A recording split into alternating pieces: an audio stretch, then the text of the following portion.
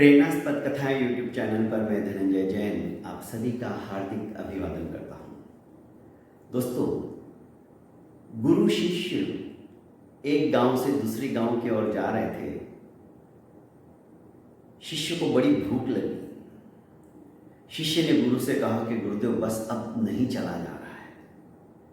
गुरु ने कहा बस थोड़ी सी दूरी पर छोटा सा गांव दिख रहा है, ढाणी, राजस्थान जैसा गांव, ढाणियां होती थी वहां पर, तो चलते हैं, वहां कोई ना कोई तो हमें एक रोटी दे ही देगा। शिष्य जैसे तैसे चलने लगा, पर उससे चलना बहुत दुभर हो रहा था। तो गांव के बाहर ही एक कुटिया मिल गई।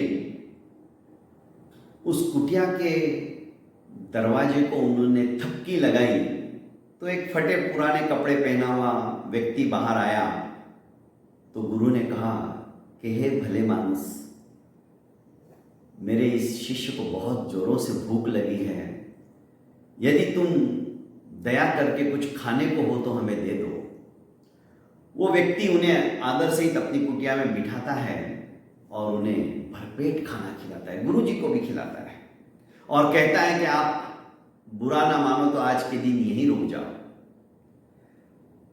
बातचीत के दौरान पता चला कि उस जहां पर वो कुटिया थी उसके पीछे करीब करीब 17 एकड़ खेती उसी व्यक्ति की थी। गुरुदेव ने कहा कि ये खेती तो बड़ी उपजाऊ लगती है, क्या तुम इसमें फसल वगैरह कुछ उगाते नहीं हो क्या? तुम्हारा गुजारा कैसे चलता है? फिर तुम्हारा रहन सहन भी ऐसा ही सादा सिंपल दिख रहा है।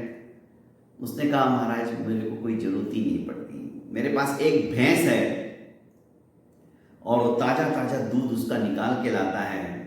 भैंस भी भरपूर दूध देती है, बस मुझे जो जरूरत होती है उतना मेरा गुजारा चल जाता है, बाकी का दूध बेचकर आराम से मेरा काम चल रहा है।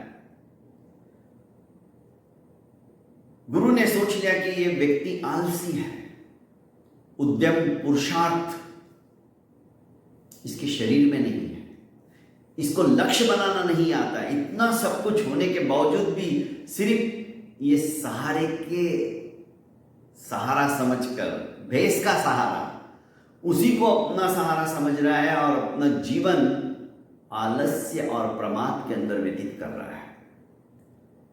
गुरुदेव ने उसकी मनोभावना जान ली थी और उसकी इच्छा भी थी कि आज के दिन हम यहीं रुक जाए, तो रुक गए। 2:30-3 बजे गुरुदेव उठे, जो कि उनका समय था भक्ति करने का। अपने शिष्य को उठाया और कहा कि चलो, कि गुरुदेव अभी तो बहुत अंधेरा है, कोई बात नहीं, और इसकी भैंस भी साथ में लेके चलो। शिष्य को बड़ा दुख हुआ। शिष्य कहने लगा कि गुरुदेव ये गलत बात है, इस व्यक्ति ने हमारी क्षुधा का क्षमन किया और हम उसी का सहारा लेके जा रहे हैं, ऐसा मत करो। गुरुदेव ने आंखें बताई, बेचारा शिष्य क्या बोलता, चुपचाप भैंस को लेकर गुरुदेव के साथ साथ चल पड़ा। प्रातःकाल ये उठा तो इसने देखा भैंस ही नहीं है। भैंस कहाँ गायब हो गई, कौन लेके गया? उसे पता था गुरुदेव तो जल्दी उठ जाते, चले गए होंगे, और वो गुरुदेव के लिए सोच भी नहीं सकता था कि संत महात्मा भी इस तरह से चोरी कर सकते हैं। पर इस बात को व्यतीत हुए करीब करीब 5-6 साल हो गए। शिष्य घूमते घूमते उसी रास्ते से जा रहा था, तो वहां कुटिया के जगह एक भव्य महल जैसा था, और उसका जो खेत था फलों फूलों से एकदम भरा हुआ था, लदालद था, जैसे कोई बगीचा हो। आया, पहचान लिया उसने और कहा कि ये सब चेंज कैसे हो गया, क्या बात है, क्या तुम्हारी लॉटरी लग गई है कि नहीं? जिस दिन आप आए थे मैंने आपको पहचान लिया, उसी रात को मेरी भैंस पता नहीं किसी ने चुरा ली। 2-3 दिन तो मैं बड़ा परेशान हुआ, फिर आखिर हिम्मत करके मैंने जंगल से लकड़ियां काटी, लकड़ियों को बेचा और अपना उदर निर्वाहन शुरू किया। फिर मेरे मन में आया मैं एक बार की बजाय दो दो बार लकड़ियां काटने लगा और उन पैसों से मैंने बीज खरीदे फलों के, फूलों के, और मेरी पूरी खेती में वो डाल दिए। उसी साल बड़ी अच्छी फसल भी आई। मेरा हौसला बढ़ गया कि इतना सब कुछ मैं कर सकता हूं, मेरे भीतर इतनी शक्ति छुपी हुई है, मैं बहुत कुछ कर सकता हूं जो मैंने कभी सोचा भी नहीं था। एक अंतर मन से ही प्रेरणा जागृत हुई और आज आपके सामने जो कुछ भी है। शिष्य को उसने कहा कि उस दिन यदि मेरी भेष चोरी नहीं होती तो शायद मैं इसी तरह से उसके सहारे अपनी बची खुची जिंदगी भी निकाल देता। मनुष्य के अंदर कितनी क्षमता होती है, क्या क्या छुपा हुआ रहता है। जब तक हम वो पर्दा हटाते नहीं हैं हमें दृष्टिगोचर नहीं होता। हमारे अंदर भी उस सूरज की तरह प्रकाश प्रकाशित है, पर अज्ञान के बादल आच्छादित है उसके ऊपर।